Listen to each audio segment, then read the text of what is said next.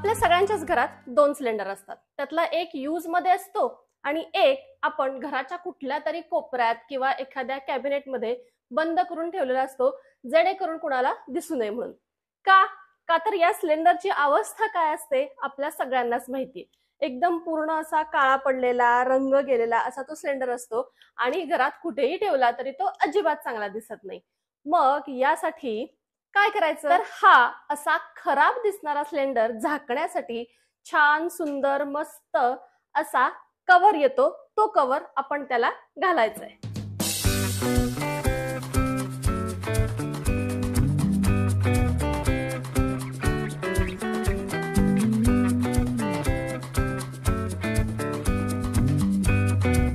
तर आता हा असा सिलेंडर खराब दिसेल का सांगा पाहू? अजिबात नाही. तर हा सिलेंडर आता आपण घराच्या कोणत्याही कोपऱ्यात झाकून न ठेवता ऍज अ डेकोर पीस म्हणून सुद्धा वापरू शकतो.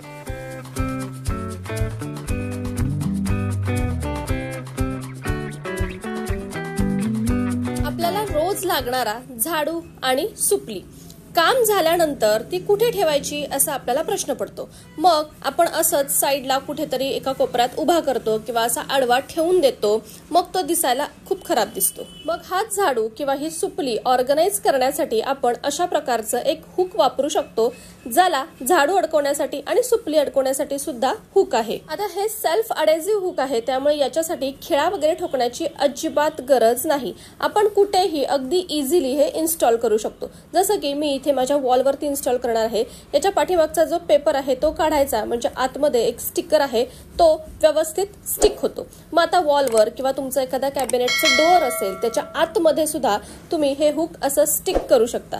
आणि याला आता आपण अशा पद्धतीने झाडू आणि आपली सुपली हँग करू शकतो.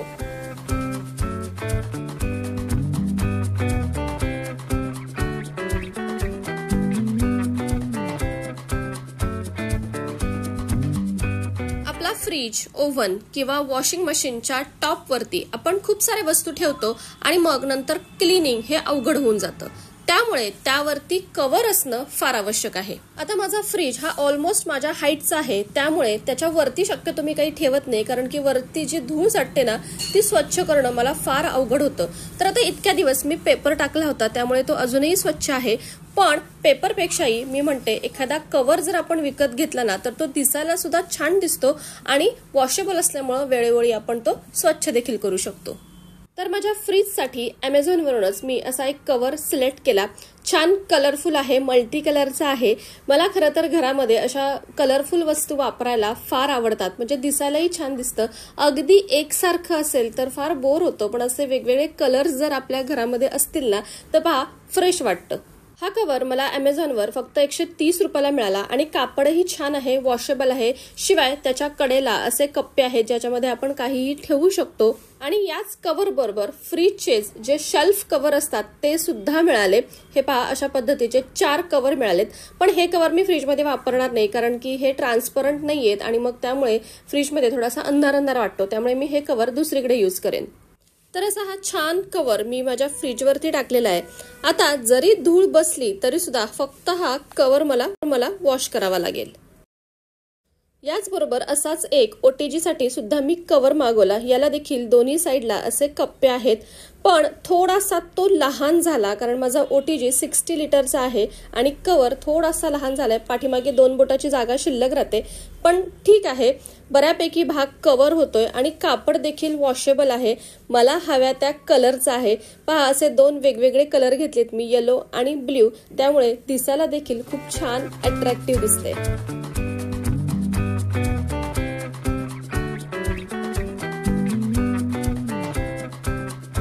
ही आहे माझ्या किचनची विंडो. आता इथे मला कर्टन लावायचा होता, पण तो कापडी नको होता, असा हवा होता की ज्यातून थोडीफार सनलाईट सुद्धा आत येईल आणि छान प्रकाश पडेल. तर त्यामुळे मी अशा पद्धतीचा बांबू कर्टन सिलेक्ट केला. हा देखील मी ऑनलाईनच घेतलेला आहे.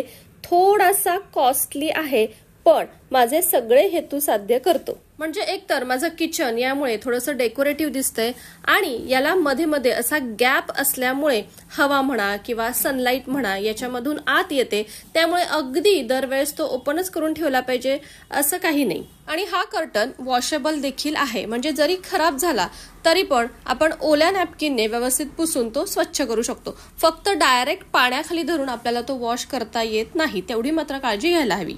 यामध्ये कलर चॉईस मात्र नाहीये. एकतर हा कर्टन संपूर्ण प्लेन असतो किंवा या माझ्या कर्टन्सला जशा मध्ये मध्ये लाईन्स आहेत ना त्या फक्त त्यामध्ये ऍड होतात. जर प्लेन असेल तर थोडासा स्वस्त येतो, पण असा जर तुम्ही थोडेसे डिझाईन असे लाईन्स असलेला घेतला तर थोडासा महाग मिळतो. तर अशा या वुडन कर्टनमुळे आपल्या घराला एक वेगळा लुक येतो आणि इनडोअर किंवा आउटडोअर दोन्ही ठिकाणी तो तुम्ही यूज करू शकता. आपल्या घरातल्या भिंती डेकोरेटिव्ह करण्यासाठी दरवेळेस अगदी महागडे कलरच दिले पाहिजेत असं काही नाही. अगदी स्वस्तात सुद्धा तुम्ही या भिंती डेकोरेट करू शकता. सो अशी ही भिंत झटपट डेकोरेट करण्यासाठी आपण इथे वापरणार आहोत असा सुंदर वॉलपेपर. हा सेल्फ अडेझिव्ह वॉलपेपर असल्यामुळे फक्त पाठीमागचा स्टिकर काढायचा आहे आणि तो व्यवस्थित भिंतीवर चिटकवायचा.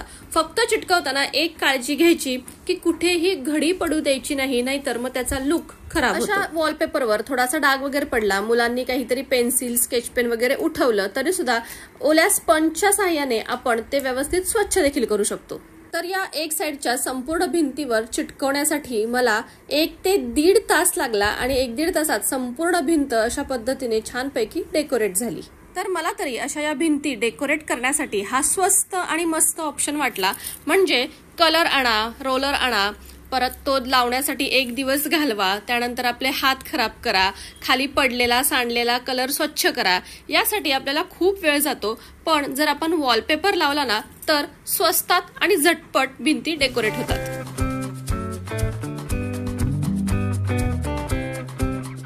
आपल्या बाथरूम समोर किंवा मेन डोअर समोर आपण ज्या मॅट यूज करतो त्या जर स्लिपरी असतील, पाणी जर शोषून घेत नसतील तर अशा मॅट काय उपयोगाच्या.